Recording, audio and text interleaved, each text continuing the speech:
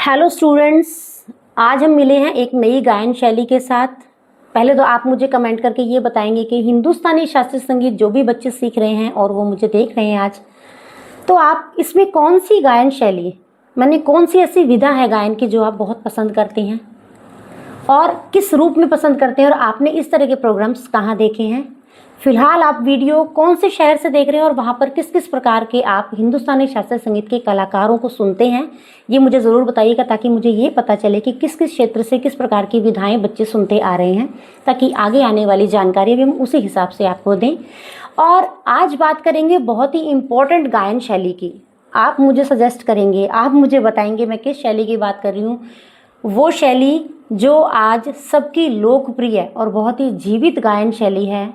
कोई भी परफॉर्मर जब स्टेज पर बैठ रहा है तो ऑडियंस उनसे सुनना चाहती है वही गायन शैली। वो कौन सी गायन शैली है जो विलंबित और द्रुत लय दोनों में गाई जाती है और लोग उसे बहुत पसंद करते हैं, श्रृंगार रस से परिपूर्ण होती है।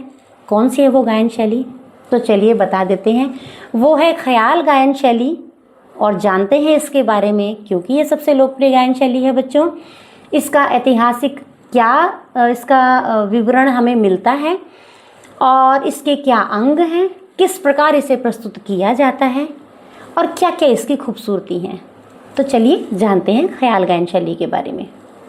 शुरू करते हैं ख्याल गायन शैली। ख्याल गायन शैली जो सबसे ज़्यादा प्रचलित गायन शैली है। बड़ा ख्याल, छोटा ख्याल, कितने ही जो भी आर्टिस्ट होंगे बेटा, वो सभी लोग ख्याल को प्रेजेंट तो करते ही करते हैं, ठीक है। और ख्याल में ही बहुत सारी वैरायटीज़ होती हैं और इसके नाम से आपको फील होता होगा ख्याल। ये जो ख्याल शब्द है ये कहीं ना कहीं किसी इमेजिनेशन से जुड़ा हुआ है, किसी सोच से जुड़ा हुआ है। और इमेजिनेशंस और सोच हमारी जो भी होती है, जो कल्पना होती है हमारी, वो कितनी भी ऊंची जा सकती है। कल्पना में हम बहुत सारी खूबसूरती लेकर आ सकते हैं। तो ये है वो गायन शैली, सबकी लोकप्रिय गायन शैली हिंदुस्तानी शास्त्रीय संगीत की। तो चलिए शुरू करते हैं इसके बारे में पढ़ना। ख्याल गायन शैली का संक्षिप्त इतिहास, ये उनके लिए है बेटा जिनका 4 या 6 नंबर का क्वेश्चन आता है 11th 12th ग्रेजुएशन तक। इसके बाद हम इसका विस्तृत भी विवरण देखेंगे जो कि नेट की तैयारी करते हुए बच्चों के काम के लिए है। और बाकी जो हायर क्लासेस में ज़्यादा लिखना चाहते हैं, जानना चाहते हैं, जो लोग रिसर्च करते हैं, उनके लिए डॉक्यूमेंट्स बहुत काम के होते हैं। तो चलिए बेटा शुरू करते हैं। ख्याल गायन शैली संक्षिप्त इतिहास। फारसी भाषा में ख्याल का क्या अर्थ है? विचार या कल्पना। जैसा कि हमने अभी बताया, राग के नियमों का पालन करते हुए अपनी इच्छा या कल्पना से विविध आलाप ताने विस्तार करते हुए एक ताल, 3 ताल, झूमरा, आड़ा चौताल इत्यादि तालों में गाते हैं। अभी यहाँ कहा है कि राग के नियमों का पालन करते हुए, फिर कहते हैं अपनी इच्छा और अपनी कल्पना से। अपनी इच्छा और कल्पना से केवल जो नियम बने हैं उसी के अंदर आपको ब्यूटिफिकेशन करना है इसका, ये इस बात का मतलब है। इसकी तालें बताई हैं 1 ताल, 3 ताल, झूमरा, आड़ा चौताल। ज़्यादातर जो हमारी बंदिशें होती हैं वो 3 ताल में होती हैं, उसके बाद 1 ताल में होती हैं ज़्यादा से ज़्यादा, क्योंकि 3 ताल आसान भी है और 3 ताल एक तरह से लगाओ कि काफ़ी प्रचलित ताल है। इसमें बहुत शुरू से ही बंदिशें जो हैं वो बनती आ रही हैं। आगे चलते हैं। ख्यालों के गीतों में श्रृंगार रस का प्रयोग अधिक पाया जाता है। श्रृंगार रस मतलब कि जिसमें कि हम विरह की बातें भी करते हैं, साथ ही साथ सास, ननद, इस तरह की जो है प्रियतम की, प्रिया की, इस तरह की बातें जो करते हैं हम, वो श्रृंगार रस का प्रयोग अधिक पाया जाता है। ख्याल गायकी में जटिल तान, गिटकरी इत्यादि का प्रयोग भी होता है, ठीक है। ये वैरायटीज़ है बेटा गाने में, जो गाते टाइम वैरायटीज़ करते हैं। और स्वर चातुर्य मतलब स्वरों को चतुरता से यूज़ करना और चमत्कार पैदा करने के लिए ख्यालों में तरह तरह की तानें ली जाती हैं। ख्याल गायन में ध्रुपद जैसी गंभीरता और भक्ति रस की गुरुत्वता नहीं पाई जाती है। ये बिल्कुल ठीक बात है। ख्याल गायन शैली जो है ये ध्रुपद जैसी गंभीर नहीं होती है। ध्रुपद बहुत ही गंभीर गायन शैली है और मर्दाना गायन शैली है, जिसको लेडीज़ बहुत रेयर ही आप देखेंगे ध्रुपद गाते हुए, बहुत, क्योंकि बुलंद आवाज़ चाहिए इसके लिए और ताकत भी बहुत चाहिए बेटा गाने के लिए। तो ख्याल जो है इसका एक तरह से सॉफ्ट आप वर्जन लगा सकते हो। इसमें ध्रुपद जैसी गंभीरता और भक्ति रस की गुरुत्वता, भक्ति रस भी कम पाया जाता है, ठीक है बच्चों। आगे चलते हैं।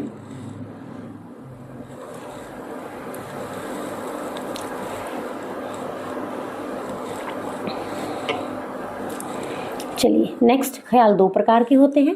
एक जो विलंबित लय में गाए जाते हैं उन्हें बड़ा ख्याल कहते हैं। एक जो द्रुत लय में गाए जाते हैं, मतलब जल्दी जल्दी गाए जाते हैं, उन्हें छोटा ख्याल कहते हैं। गायक जब ख्याल गाना आरंभ करता है तो पहले विलंबित लय में बड़ा ख्याल गाता है। पहले क्या आता है? विलंबित लय में बड़ा ख्याल गाता है, जिसे प्रायः विलंबित एक ताल। विलंबित एक ताल से यहाँ मतलब मैं आपको बता दूं, एक ताल अगर आप जल्दी जल्दी गाते हैं तो वो एक ताल द्रुत लय में हो जाएगी, और अगर एक ताल को खींच कर गाएंगे, विलंबित करके गाएंगे, जैसे मैं आपको एग्जांपल दूं, अब मान लो मैं इसे द्रुत लय में गाती हूँ छोटे ख्याल के लिए। धिन धिन धागे तिरिकिट तूम ना कत्ता, धागे तिरिकिट धिन ना धिन। ठीक है, ये तो हुई द्रुत लय में एक ताल। अब इसी को ज़्यादातर एक ताल में ही विलंबित गाए जाते हैं, तो विलंबित में इसका रूप क्या हो जाएगा? धिन तक धिन, धा गे तीर कीट तुन ना। इस तरह से एक एक में कई कई विभाग छोटे छोटे बनाकर और एक विलंबित ताल गाई जाती है, एक ताल, उसमें विलंबित ख्याल गाए जाते हैं। इसी तरह से तीन ताल और झुमरा, इसको भी विलंबित लय में करके और गाया जाता है। फिर इसके बाद ही छोटा ख्याल मध्य या द्रुत लय में आरंभ कर देते हैं, उसे त्रिताल, तीन ताल या द्रुत एक ताल में गाता है। त्रिताल से मतलब यहाँ तीन ताल है बेटा, 16 मात्रा की जो होती है उसमें, या द्रुत एक ताल। द्रुत एक ताल मैंने आपको बताया, दिन दिन धगतिक तुन्ना कत्ता धगतिक दिन्ना, दिन दिन धगतिक तुन्ना कत्ता धगतिक दिन्ना, इस तरह से गाया जाता है। आगे चलते हैं। छोटे बड़े ख्याल जब गायक एक स्थान पर एक समय में गाते हैं तो वे दोनों ही प्राय किसी एक ही राग में होते हैं। बिल्कुल सही बात है, जिस मान लो भीम पलासी राग को प्रेजेंट कर रहे हैं तो पहले बड़ा ख्याल उसी में होगा, फिर छोटा ख्याल भी उसी में होगा। नियम तो यही कहता है, क्योंकि एक रस से आप धीरे धीरे बंधते हैं।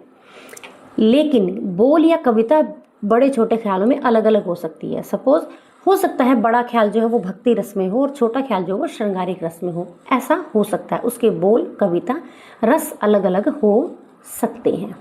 ठीक है बच्चे, अब इसकी बात करते हैं कि आया किस तरह से, इसका क्या थोड़ा सा इतिहास के बारे में बात करते हैं। बड़े ख्यालों का प्रचार 15वीं शताब्दी में जौनपुर के सुल्तान हुसैन शाह शर्की द्वारा हुआ। मुगल बादशाह मोहम्मद शाह रंगीले सन 1719 ईस्वी के दरबार के प्रसिद्ध गायक सदारंग और अदारंग, सदारंग अदारंग का नाम बहुत फेमस है बेटा ख्याल में, क्योंकि इनकी रची हुई बहुत सारी बंदिशें हैं, हजारों बंदिशें हैं जो बहुत मतलब उसके साथ गाई जाती हैं, बहुत लोकप्रिय हैं वो। इन्होंने हजारों ख्याल रचकर अपने शिष्यों को सिखाए, किंतु आश्चर्य की बात यह है कि उन्होंने अपने वंशजों को एक भी ख्याल नहीं सिखाया और न ही गाने दिया।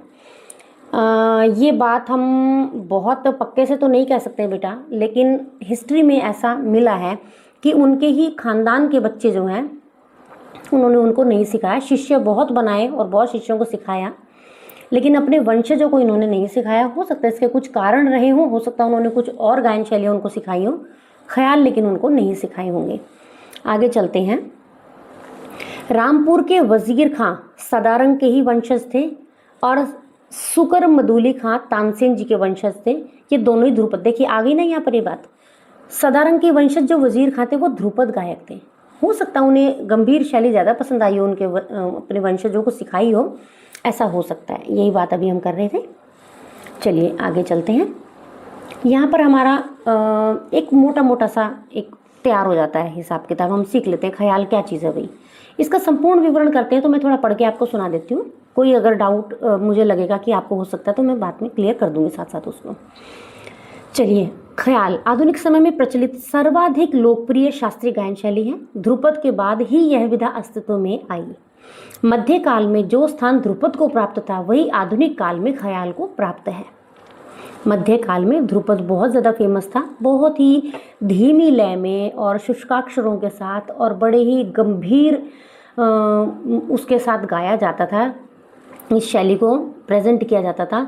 वहीं आधुनिक काल में जैसे जैसे जनरेशन चेंज हो रही हैं, जैसे जैसे रस में लोगों का इंटरेस्ट बदल रहा है, समाज सब बदल रहा है धीरे धीरे, तो आधुनिक काल में क्या हो गया, ख्याल को वो जगह प्राप्त हो गई है। अत्यंत भ्रमात्मक और कठिन होने, देखिए ये बात यहाँ पर आ गई ना, अत्यंत भ्रमात्मक। और भ्रमात्मक का यहाँ क्या मतलब है? मतलब ध्रुपद जो है ना वो इतनी कठिन गायन शैली है कि उसको समझना बहुत थोड़ा सा मुश्किल हो जाता है, और वो इतना स्लो उसमें जाती है कि आपको पूरे ध्यान से उसको सुनेंगे, एक तरह से परमात्मा का ध्यान लगाने वाली स्थिति हो जाती है बेटा। तो आप समझ सकते हैं कि वो भ्रमात्मक भी हो सकती है, मतलब समझ में ना आए, इसका यहाँ मतलब है। ऐसा नहीं कि वो भ्रमित कर देती है, ऐसा कुछ नहीं है। और कठिन होने तथा लोक रुचि में परिवर्तन के कारण पद प्रधान ध्रुपद शैली का ह्रास हुआ। पद प्रधान मतलब इनमें शब्दों को, पदों को बहुत महत्व दिया जाता था, अब उसका ह्रास हो गया है। और पद की जगह किसने स्थान ले लिया? स्वरों ने ले लिया, उनकी मिठास ने ले लिया, वैरायटीज ने ले लिया, ताल की फास्ट जो रिदम हो गई है, टेम्पो फास्ट हो गया, उसने जगह ले ली। और वो सब किस में है? ख्याल में है। पद प्रधान ध्रुपद शैली का ह्रास हुआ और धीरे धीरे स्वर प्रधान और अपेक्षाकृत कंपैरेटिवली सरल ख्याल का विकास हुआ। ठीक है बच्चों, आगे चलते हैं।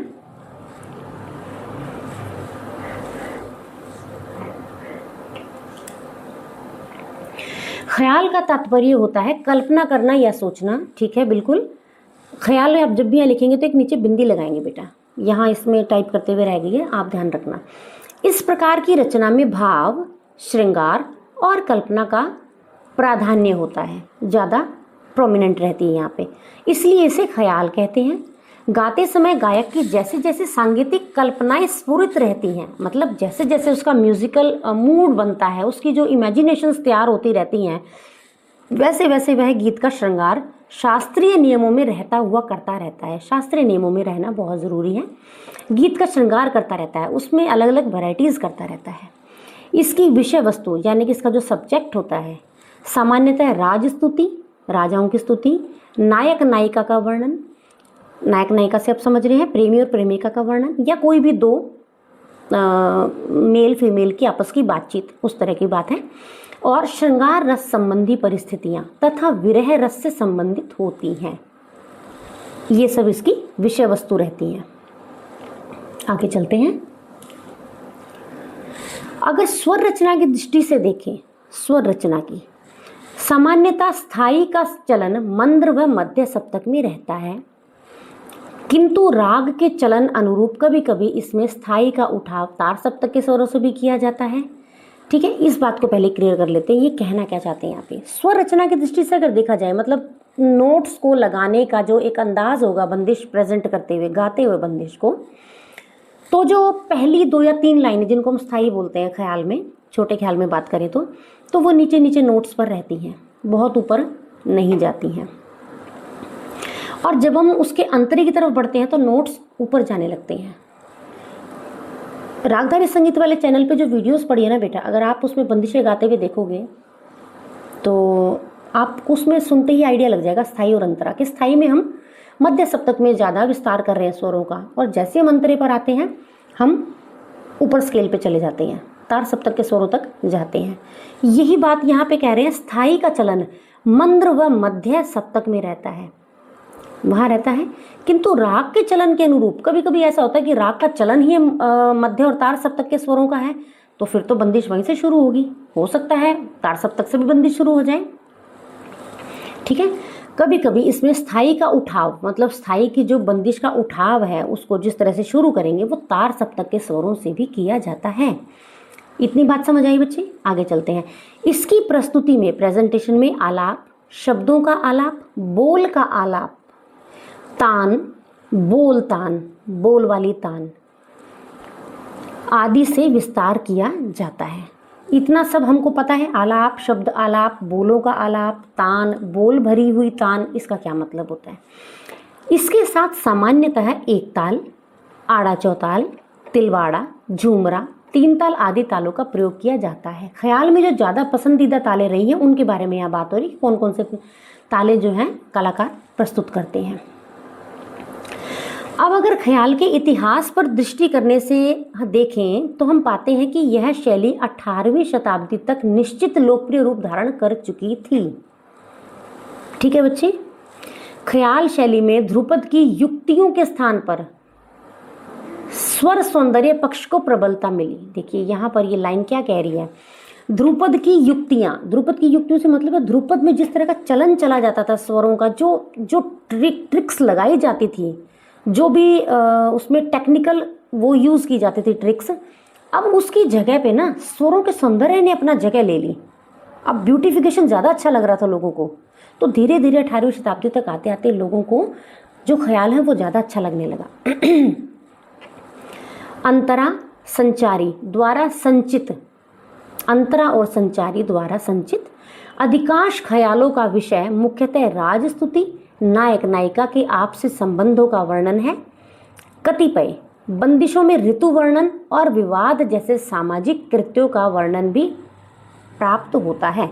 ऋतुओं का वर्णन भी है बंदिशों में बिल्कुल, और सामाजिक कुरीतियाँ या सामाजिक कोई भी विषय वस्तु है तो उस पे ऊपर छोटा मोटा कोई विवाद की अगर बात है, कोई ऑब्जेक्शनेबल कुछ पॉइंट्स रहे हैं तो उनको भी ख्यालों में जगह दी गई है, जैसे कि समाज को कोई मैसेज देना। चलिए आगे चलते हैं बेटा। वास्तव में ख्याल का आधुनिक रूप ध्रुपद के नियमों को अपेक्षाकृत सरल कर देने से प्रतीत हुआ है। बिल्कुल सीधी बात है, ध्रुपद के नियमों में थोड़ी सी शिथिलता जो कर दी गई, वहां से ख्याल उत्पन्न हुआ है। डॉक्टर सुमति मुदगल के अनुसार स्वतंत्र गान के आधार पर मतलब अपनी थोड़ी सी आज़ादी ले लेना, नियमों में रहते हुए ब्यूटिफिकेशन करने के लिए अपनी थोड़ी सी आज़ादी ले लेना, स्वतंत्र हो जाना, उस गान के आधार पर ध्रुपद का विकसित रूप ख्याल कहलाया। अब यहाँ पे इन्होंने ध्रुपद का विकसित रूप बोल दिया। इसको विकसित रूप क्यों बोल दिया? क्योंकि लोगों की पसंद जो है वो बदल गई है। हम ये नहीं करेंगे ध्रुपद के नियमों में शिथिलता कर दी तो वो ध्रुपद का कोई निचले स्तर का शैली आ गई, नहीं। ध्रुपद आगे आगे विकसित होता गया और ख्याल में बदल गया, कुछ चेंजेस आ गए। जैसे जनरेशन गैप आ जाता है बेटा, इसी तरह का ये गैप आ गया, एक लोगों को वो ज़्यादा पसंद आने लगा। ऐसा नहीं कि ध्रुपद का लोप हो गया, ध्रुपद आज भी गाया जाता है, डागर फैमिली द्वारा आज भी प्रेजेंट किया जाता है, लेकिन ख्याल लोगों को ज़्यादा पसंद आ रहा था। आगे चलते हैं। ध्रुपद की तुलना में ख्याल में स्वर विस्तार की क्षमता ज़्यादा थी। अलंकार गमक का स्वतंत्र प्रयोग होने के कारण वह अधिक यथार्थ व विशिष्ट बन गया। यथार्थ मतलब ज़्यादा असली लगता था, लोगों को अपने नज़दीक ज़्यादा लगता था, और विशिष्ट मतलब स्पेशल हो गया लोगों का। ठीक है बच्चों। ख्याल शैली में नोम तोम और बरसिया के आलाप, बोलालाप, बोलतान, विविध तिहाइयों का प्रयोग, मंद प्रधान आलाप व गमक के प्रयोग में ध्रुपद का प्रभाव पूर्णतः परिलक्षित होता है। अब देखिए ध्रुपद कहीं भी लोप नहीं हुआ है, ध्रुपद आज भी नजर आ रहा है। ये जो नोम तोम का आलाप है ना यहाँ पर, ये बहुत इंपॉर्टेंट है, क्योंकि ध्रुपद अगर देखा जाए ना बारीकी से तो ध्रुपद सारा का सारा नोम तोम ही है एक तरह का। उसमें नोम तोम का बहुत विशेष इस्तेमाल किया जाता है। ठीक है। और बोलालाप, बोलतान, विविध तिहाइयों का प्रयोग, तिहाई ले लेकर सम को पकड़ना गाने में वहाँ पर इस तरह की बात होती है। मंद प्रधान आलाप मतलब आलाप को बहुत धीरे धीरे बहुत गंभीरता के साथ प्रस्तुत करते जाना। गमक का प्रयोग करना, ध्रुपद में गमक का बहुत गहरा प्रयोग होता है, और ध्रुपद का प्रभाव पूर्णतः इसी प्रकार परिलक्षित होता है। ध्रुपद का प्रभाव पूरा यहाँ पे नजर आता है। आचार्य बृहस्पति जी ने इस बात को संकेत किया है कि ख्याल में ध्रुपद की कुछ विशेषताएं विद्यमान होने के कारण वह बड़ा या लंगड़ ध्रुपद भी कहलाता था। वैसे यहाँ पे लंगड़ा शब्द है, लेकिन चलिए अभी लिखे रहने देते हैं, इसको डिस्टर्ब हो जाएगा। आचार्य बृहस्पति ने इस बात को संकेत किया कि ख्याल में ध्रुपद की कुछ विशेषताएं विद्यमान होने के कारण, ख्याल में ध्रुपद की कुछ विशेषताएं थी। अब देखिए ये आचार्य बृहस्पति जी का अपना एक नज़रिया हो सकता है वो ध्रुपद के प्रति बहुत ही गंभीर थे। उन्हें लगता था कि ध्रुपद गायन शैली का लोप या उसको एक लुप्त होने के कगार पर जो आ गया है वो नहीं होना चाहिए था। ख्याल एक अलग शैली होनी चाहिए थी, ध्रुपद एक अपने लेवल पर लोगों द्वारा पसंद किया जाना चाहिए था। लेकिन लोक रंजन को देखें, लोकप्रियता को देखें लोगों की, और जो भी जनरेशन्स आगे बढ़ रही हैं उनकी जो पसंद है उसके अनुसार जो ख्याल बहुत ज़्यादा प्रचलन में आ गया तो वो उनको सही नहीं लगता है। क्योंकि एक्चुअली जो गायन शैली है गंभीर, जो संगीत को पूर्णतः प्रकट करती है, वो ध्रुपद ही है। कहीं तो मेरा भी यही कहना है कि एक बार आप ध्रुपद को जरूर सुनिएगा, आंखें बंद करके अगर आप ध्यान से ध्रुपद को सुनेंगे तो आपको लगेगा जैसे संगीत वाकई में यहीं पर है, इसी में कुछ ऐसा महसूस करेंगे, तब आपको फील होगा कि ख्याल और ध्रुपद में कितना फ़र्क है। लेकिन हम ये नहीं कह सकते हैं कि ये लंगड़ा ध्रुपद एक तरह का है। हालांकि उनका अपना एक मानना है, उनकी राय बहुत इंपॉर्टेंस भी रखती है आचार्य बृहस्पति जी की। चलिए आगे चलते हैं बेटा। ख्याल गाते समय आलाप का प्रयोग दो स्थान पर होता है। एक तो गाने को बढ़िया से शुरू करने से पहले, जैसे राग को प्रेजेंट करने से पहले हम आलाप करते हैं, कोई भी बंदिश गाने से पहले, ठीक है, हम दिखा देते हैं, एक फ्रेम लोगों के सामने रख देते हैं कि देखिए ये है अब जो हम प्रेजेंट करने वाले हैं, तो लोग उसको सुनने के लिए अडेप्ट कर लेते हैं, उस चीज़ को तैयार हो जाते हैं कि हाँ अब कुछ ऐसा आने वाला है। फिर ताल में बंधी हुई बंदिश को शुरू करते हैं और बंदिश का विस्तार दिखाते दिखाते हुए भी हम फिर आलाप करते हैं। तो ये दो स्थान पर ख्याल में आलाप का प्रयोग होता है। हमें युक्ताक्षरों के प्रयोग की पंक्तियां पहले स्थान में ही दिखाई देती हैं। मतलब युक्ताक्षरों से यहाँ क्या मतलब है, जो बंदिश में जो भी बोल बोले जाने हैं ना, हल्का फुल्का उन्हीं में से बोलों को थोड़ा थोड़ा उठा के उनको आलाप के द्वारा प्रेजेंट कर देते हैं। तो एक ट्रिक मिल जाती है कि हाँ ऐसा कुछ प्रेजेंट हो रहा है। तो युक्ताक्षरों के प्रयोग की पंक्तियां पहले स्थान में दिखाई दे जाती हैं।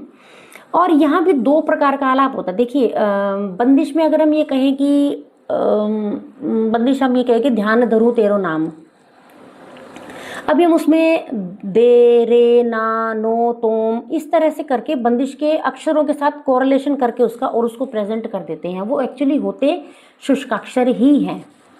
तो या तो हम आकार में आलाप करते हैं या फिर शुष्काक्षरों में करते हैं आलाप। जब तराना वाला मेरा जो वीडियो देखेंगे तो बेटा आपको ये सारा समझ में आएगा शुष्काक्षर एक्चुअली क्या होते हैं। यहाँ पर हम युक्ताक्षरों, युक्ति से बड़े ही ट्रिक के साथ उन अक्षरों का इस्तेमाल करते हैं और प्रयोग की पंक्तियां पहले स्थान में ही दिखाई देती हैं। ये भी दो प्रकार से होता है। देखिए जो मैं आपको अभी बता रही थी, एक तो आकार के द्वारा होता है आ करके, दूसरा नोम तोम के आलाप द्वारा जो कि युक्ताक्षरों का परिवर्तक है। ठीक है, युक्ताक्षरों का परिवर्तक है। ये समझ रहे हैं आप। हिंदी भी आपकी अच्छी होनी ज़रूरी है बेटा, क्योंकि बहुत सारी बातें ऐसी हैं जो आप अगर म्यूज़िक कर रहे हैं तो आप इंग्लिश में नहीं कर पाएंगे, आपको हिंदी में अच्छे से अपनी बात को समझा पाएंगे। तो ख्याल में है केवल पहले स्थान पर ही युक्ताक्षर व मंगल सूचक शब्द जैसा कि हमने आपको उस वीडियो में भी बताया है, तराना में भी, नोम तोम जो शब्द हैं इनके सांसारिक अर्थ नहीं है, लेकिन इनके बहुत ही गहरे और आध्यात्मिक अर्थ हैं इन युक्ताक्षरों के। तो ये मंगल सूचक मतलब भगवान की प्रार्थना करने वाले एक तरह से ओम तत्सत नारायण हरि आदि का बिखराव रूप प्राप्त होता है। बिखराव मतलब इन्हीं को थोड़ा थोड़ा खोल के, थोड़ा तोड़ के प्रेजेंट करते हैं छोटे छोटे टुकड़ों के साथ, तो ये बिखराव बोल रहे हैं उसको। दूसरे प्रकार में केवल आ और ई वर्णों द्वारा ही आलाप का विस्तार किया। तो पता ही है जैसे